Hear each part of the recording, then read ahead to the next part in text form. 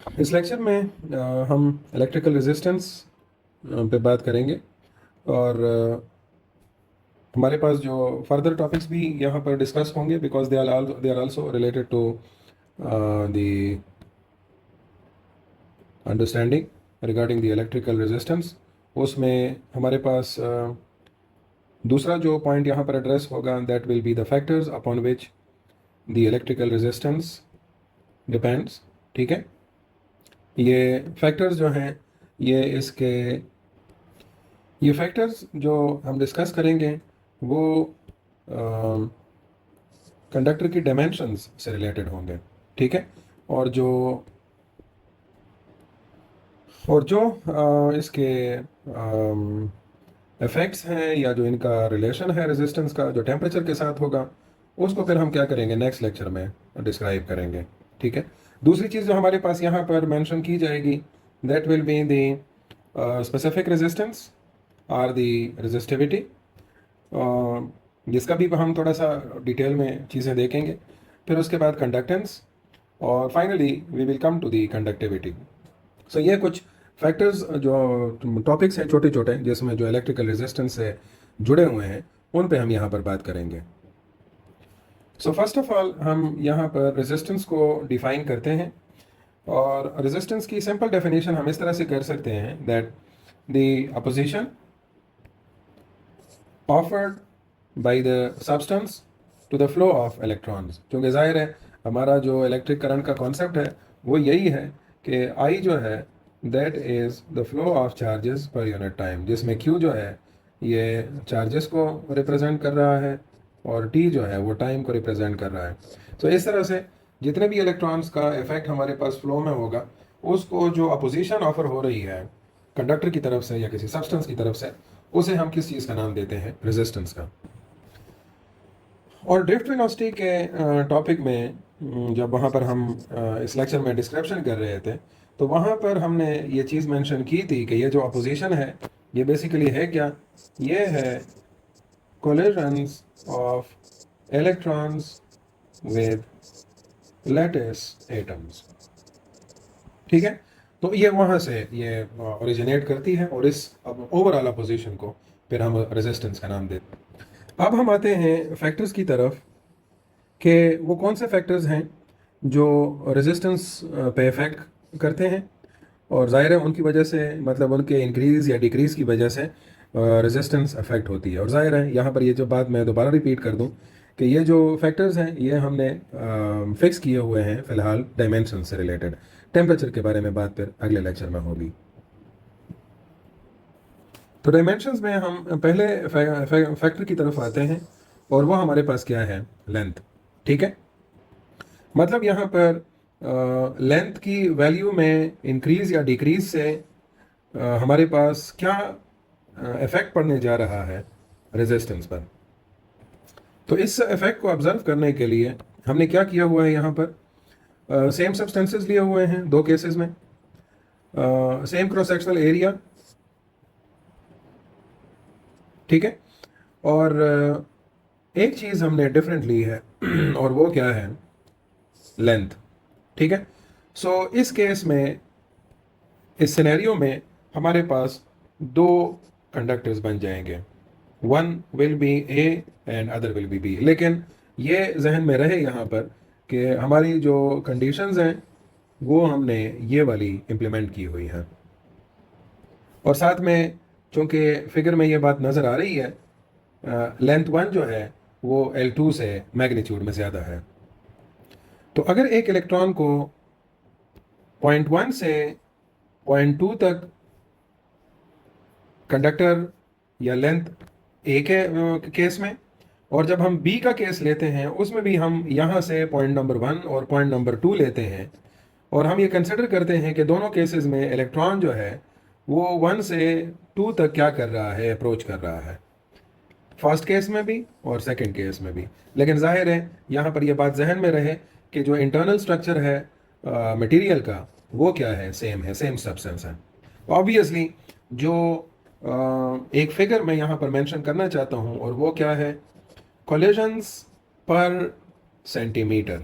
ठीक है, दोनों केसेस में चूंकि दोनों की बाकी कंडीशंस बिल्कुल बराबर हैं, सेम टेम्परेचर पर रखे गए हैं, तो वो दोनों के लिए क्या होंगी, पर यूनिट पर सेंटीमीटर बराबर होंगी। सो ऑब्वियसली अब अगर मैं थोड़ा सा इसकी और डिटेल में चला जाऊँ और L1 की वैल्यू 10 सेंटीमीटर हो और L2 की वैल्यू 8 सेंटीमीटर हो, सो ऑब्वियसली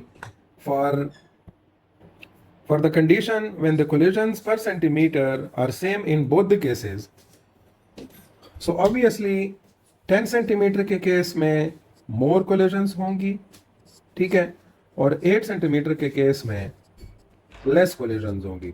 सो इस तरह से, और जाहिर है इसकी बेसिक वजह क्या है, इसकी बेसिक वजह यह है कि आपके पास जो नंबर ऑफ एटम्स इलेक्ट्रॉन्स के रास्ते में आ रहे हैं वो ज़्यादा है, और इस वजह से उनकी एक्सेस की वजह से ज़्यादा कोलिजन्स हमारे सामने आएंगी।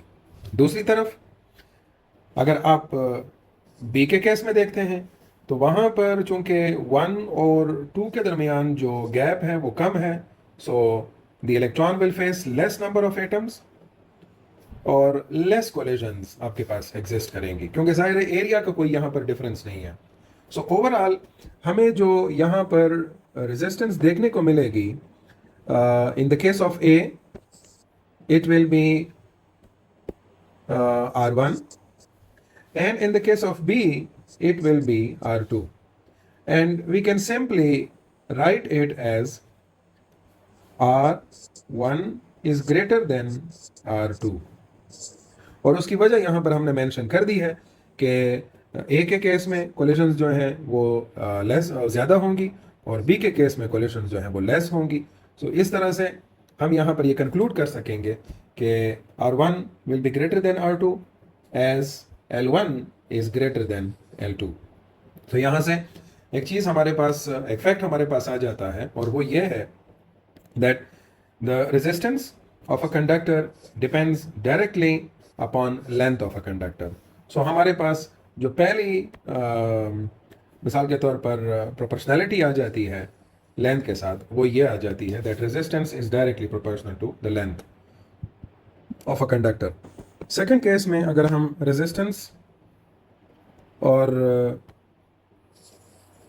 क्रॉस सेक्शनल एरिया के इफेक्ट्स को देखें कि मतलब क्रॉस सेक्शनल एरिया जो है उसको चेंज करके हमारे पास रेजिस्टेंस में क्या क्या चेंजेस पॉसिबल हैं, तो उसके लिए भी हम क्या कर सकते हैं, वी कैन फिक्स इट कि सब्सटेंस हम एक रख लें, फिर उसके बाद दूसरी चीज़ लेंस को हम एक रखें, मेंटेन रखें, लेकिन जो क्रॉस सेक्शनल एरिया है उसको डिफरेंट कर दें। सो अब इस वक्त हमारा जो मेन पॉइंट है वो ये वाला है, ठीक है, कि डिफरेंट क्रॉस सेक्शनल एरियाज हैं। और यहाँ पर आपको यहाँ इस फिगर में नज़र भी आ सकता है कि हमने जो कंडक्टर्स लिए हैं उन दोनों के जो लेंथ्स हैं वो बराबर हैं। So if I take it as case number A, बल्कि ए के बजाय हम इसको एक्स और वाई से रिप्रेजेंट कर लेते हैं, ठीक है। जो ऊपर वाला कंडक्टर है वो हमारे पास एक्स हो जाएगा, नीचे वाला जो कंडक्टर है ये वाला, ये हमारे पास वाई हो जाएगा, दिस इज़ दी x1, ठीक है। अच्छा, अब इस सिचुएशन में इनका जो करस्पॉन्डिंग एरिया है, let's say if I call this one as A1 and that one cross sectional area as A2। So यहाँ पर ये चीज़ भी हमें क्लियर होनी चाहिए है कि ये जो क्रॉस सेक्शनल एरिया यहाँ पर बन रहा है दिस वन, ठीक है, और इन आर लोअर केस ये वाला। सो ये दोनों क्रॉस सेक्शनल एरिया बिल्कुल क्लियर कट हमारे पास इंडिकेशन में पड़े हुए हैं कि ये A1 की वैल्यू A2 के मुकाबले में कम है। So I will write it as this condition, ताकि हमारे पास ये एक रेफरेंस कंडीशन हो कि A1 A2 से कम है। अब आते हैं सिचुएशन पर।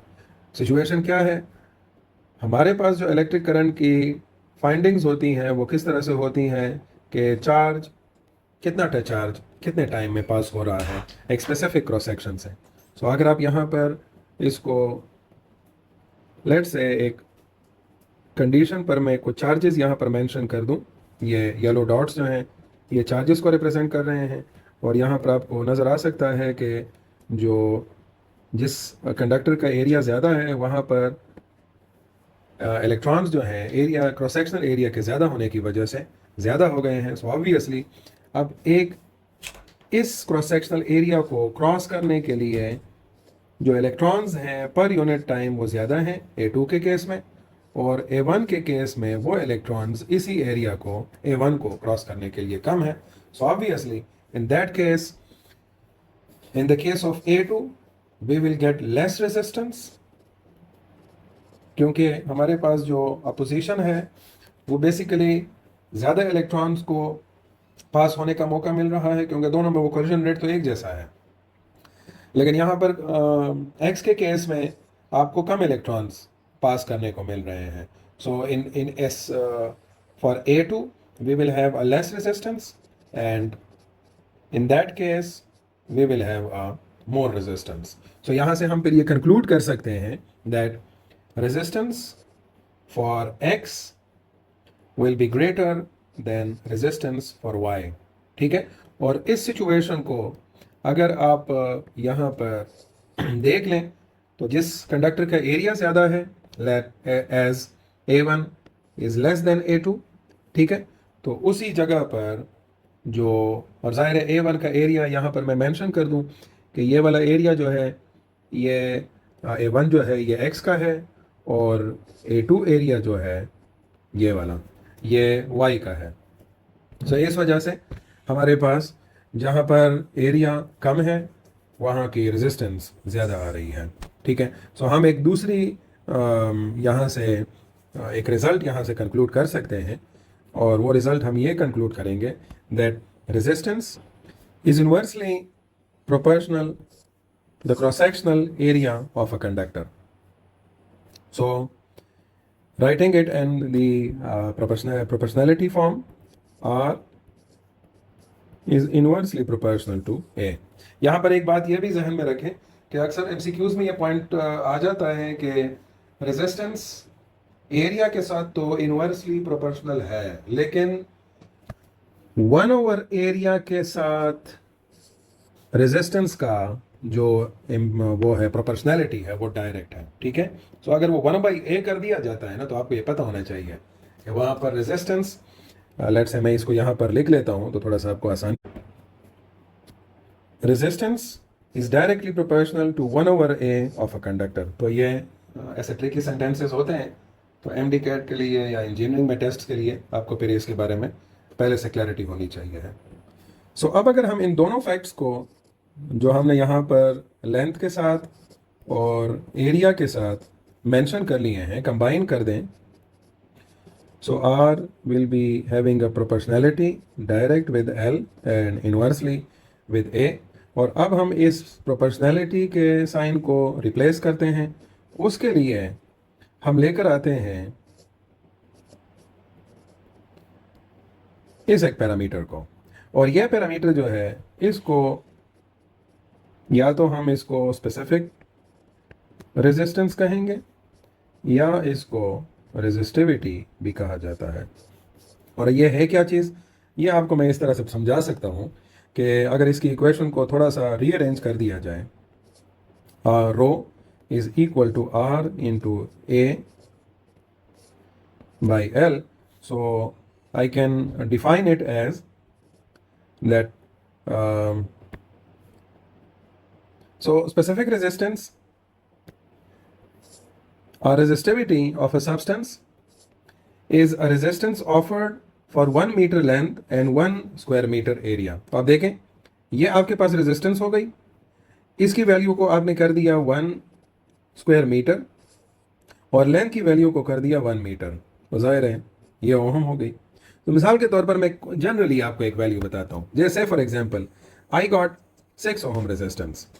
सो इस वक्त ये इसकी वैल्यू क्या बनेगी, 6 ohm into 1 square metre divided by 1 metre. 1 metre यहाँ से कैंसिल हो जाएगा and I will get 6 ohm metre resistivity. लेकिन ये याद रहे ये पॉइंट, ये रेजिस्टिविटी या स्पेसिफिक रेजिस्टेंस ये नेचर है, ये नेचर ऑफ सब्सटेंस पे डिपेंड करती है. ठीक है. और इस नेचर ऑफ सब्सटेंस को लेंथ या स्क्वायर या मीटर एरिया जो है क्रॉस सेक्शनल एरिया उससे आप चेंज नहीं कर सकते. हाँ, इस नेचर को आप टेम्परेचर से चेंज कर सकते हैं. ठीक है. वो जब हमारे टॉपिक आएगा टेम्परेचर की इफेक्ट का रेजिस्टेंस पर और रेजिस्टिविटी पर, तो वहाँ पर हम उसको डिस्कस करेंगे। लेकिन यहाँ पर आपको ये पता होना चाहिए कि मिसाल के तौर पर अगर कॉपर है, हार्ड ड्रॉन कॉपर,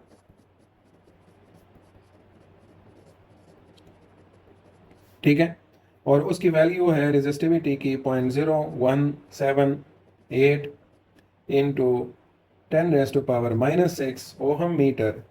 तो अब ये चाहे 1 मीटर लेंथ हो, 2 मीटर हो, 3 मीटर हो, जितनी भी होगी, उससे इस रेजिस्टिविटी का कोई इफेक्ट नहीं है। कोई वायर है, आपने हाफ कर दी, डबल कर दी, ट्रिपल कर दी, दैट विल रिमेन सेम। और इस तरह से मुख्तलिफ मटीरियल्स के जो आपके पास वैल्यूज होंगी रेजिस्टिविटी की, they will remain same. Area और लेंथ का उनके ऊपर कोई इफेक्ट नहीं होगा। Temperature can affect it. Sometimes आपको ये कहीं से ऐसा पॉइंट देखने को मिल सकता है कि ये तो रेजिस्टिविटी जो है इस इक्वेशन में एरिया पर डायरेक्टली और लेंथ पर इन्वर्सली डिपेंड कर रही है। नो, बेसिकली जब हमने यहाँ पर रेजिस्टिविटी को इंट्रोड्यूस किया था इस इक्वेशन में, so we introduced is as a constant, और ये इसी की रीअरेंज्ड फॉर्म है। तो इसमें आप अब रेजिस्टिविटी को फर्स्ट आपने जब ऐसे कांस्टेंट इंट्रोड्यूस कर दिया है, सो अब इन फैक्टर्स पर वो डिपेंड नहीं करता। इनकी फैक्टर्स जो होंगे वो जब तक आप इसके नेचर को चेंज नहीं करेंगे तब तक रिजल्ट आपके पास चेंज नहीं हो सकता इसका। फाइनली कंडक्टेंस की तरफ आते हैं। Conductance technically reciprocal of resistance है, ठीक है। तो ये जिस तरह से आप रेजिस्टेंस को as a negative factor consider करते हैं, तो कंडक्टेंस जो है ये एक तरह से उसका पॉजिटिव फैक्टर हो जाएगा किसी भी सब्सटेंस का। So it can B, it is represented with a symbol G, which can be simply written as G is equal to 1/R। और इसको हमने ओहम्स लॉ में भी डिस्क्राइब किया था कुछ हद तक, because conductance is actually obtained from the slope of IV curve, ठीक है।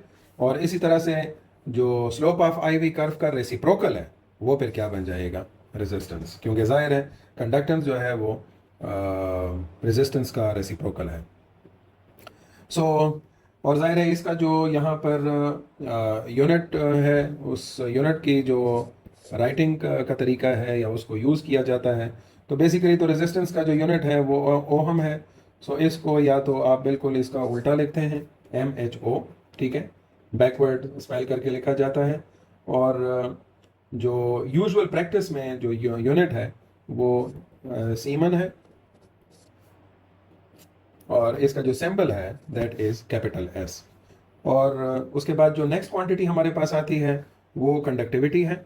और कंडक्टिविटी जैसे कि जाहिर है इसके भी नाम से जाहिर है कि ये रेसिप्रोकल है ऑफ रेजिस्टिविटी।